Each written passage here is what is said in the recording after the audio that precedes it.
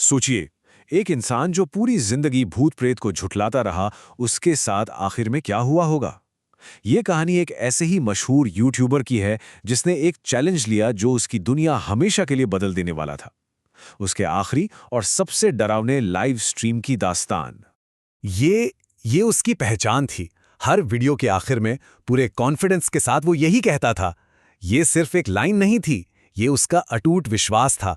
एक ऐसा विश्वास जिसकी आज रात परीक्षा होने वाली थी। तो शुरू करते हैं पहले हिस्से से, द नाइट हंटर। चलिए मिलते हैं स्वस्तिक से, हमारी कहानी के हीरो से। स्वस्तिक सिर्फ एक यूट्यूबर नहीं था, वो द नाइट हंटर चैनल के पीछे का दिमाग था। एक रैशनलिस्ट जो हर अजीबोगरीब घटना को लॉजिक से समझाता था। वो खुद को नास्तिक और तर्कवादी कहता था, और इसी चीज ने उसे मशहूर बनाया था। उसने लाखों फॉलोअर्स बनाए थे, बस हॉन्टेड जगहों पर जाकर ये साबित करके कि भाई भूत प्रेत जैसी कोई चीज नहीं होती।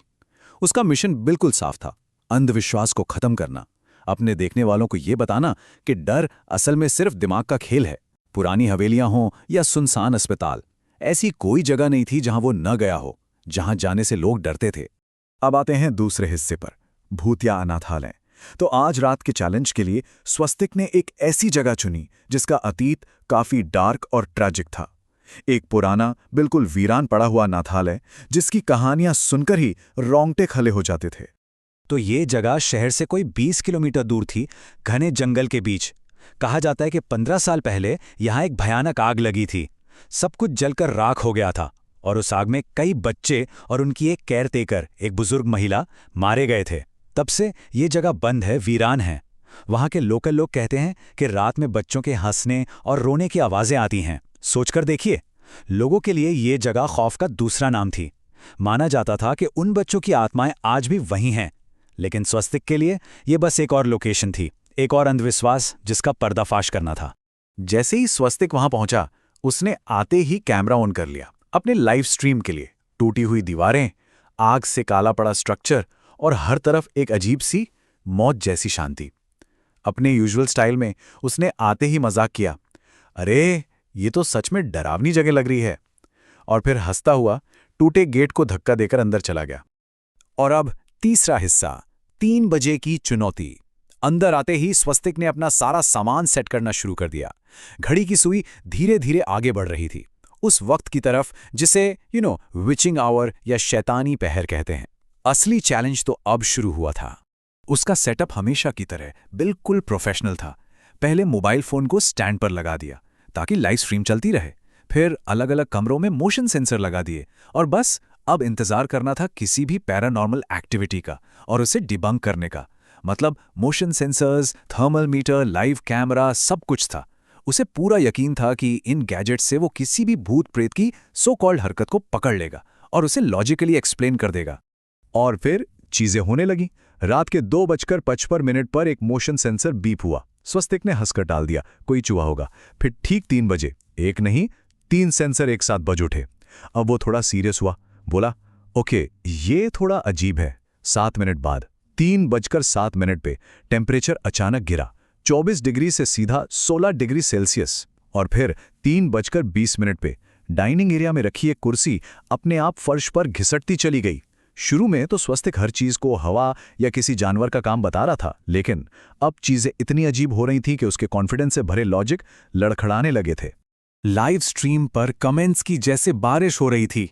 कुछ लोग तो डर गए थे, लेकिन कई लोग उसे फेक बोल रहे थे, कह रहे थे कि वो व्यूज के लिए ये सब ड्रामा कर रहा है। स्वस्तिक बेचारा परेशान हो गया। वो बार बार कह रहा था कि उसका मकसद ये साबित करना है कि भूत नहीं होते, लेकिन जो हो रहा था वो उसके कंट्रोल से बाहर था, और शायद जिंदगी में पहली बार उसके पास कोई लॉजिकल एक्सप्लेनेशन नहीं था। चौथा हिस्सा, स्क्रीन पर भूत। अब चैलेंज उस पॉइंट पर पहुंच गया जहां खतरा सिर्फ महसूस नहीं हो रहा था, वो सामने दिख रहा था।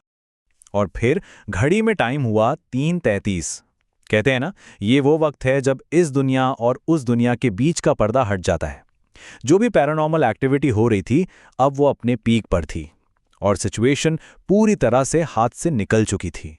अचानक कैमरे की स्क्रीन ग्लिच करने लगी, और जब स्वस्तिक ने स्क्रीन पर देखा तो उसके पीछे उसकी इमेज के ठीक पीछे एक फिगर दिखाई दिया।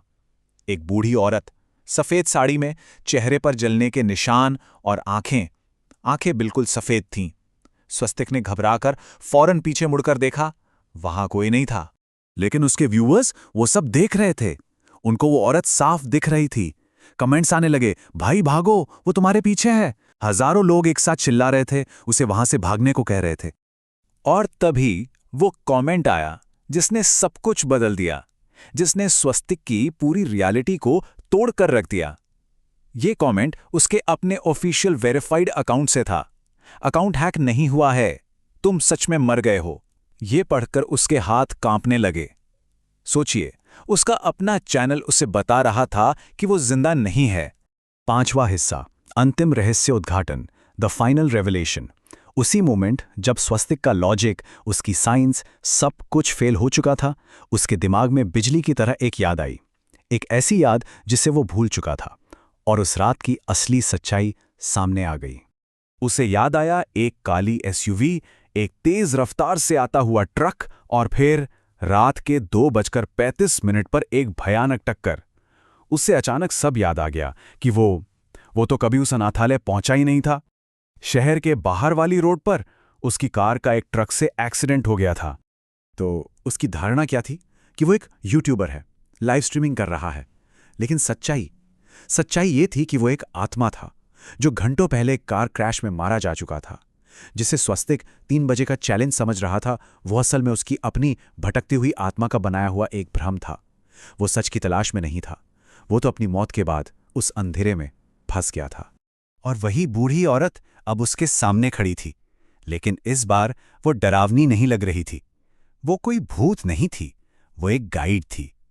उसने स्वस्तिक को समझाया, तुम सच की तलाश में नहीं, सनसनी की तलाश में थे।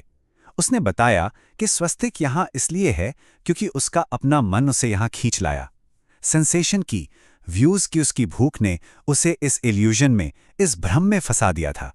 अगली सुबह जब पुलिस वहां पहुंची तो अनाथालय बिल्कुल खाली था, लेकिन अंदर उन्हें एक कैमरा मिला। और यहीं से मामला और अजीब हो जाता है, क्योंकि ऑफिशियल पुलिस रिपोर्ट्स के मुताबिक स्वस्तिक की मौत रात 2:20 पर एक कार एक्सीडेंट में हुई थी। और उसके आखिरी वीडियो जो उन्हें उस कैमरे में मिला, उसका टाइटल था 3am चैलेंज। सबसे अजीब बात यह थी कि उसकी मौत अनाथालय से मीलों दूर हुई थी।